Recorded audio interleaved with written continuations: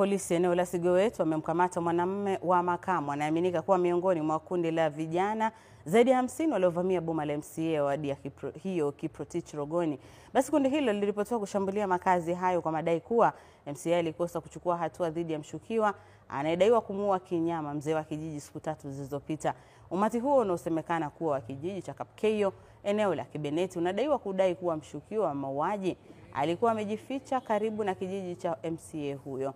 Basi wakiwa wamejihami na mapanga na rungu, vijana hao walifika kwenye boma hilo wakipiga kelele na kuwataka wapewe chakula cha mchana.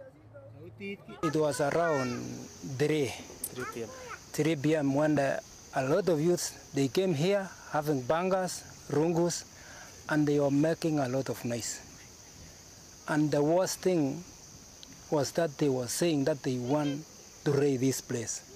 It was very unfortunate, even for the children of this house. They are very traumatized because of the noises that they have never heard.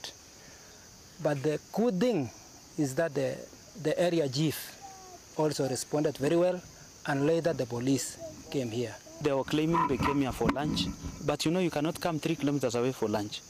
So this was an unexpected incident, but I want to thank the community. One youth was arrested who is now helping the police with further investigation. I was here when he gave a list of youth who stormed my place from that place. It is an unfortunate incident because the murder of that village elder has nothing to do with me. I in fact called the police to respond to that incident, and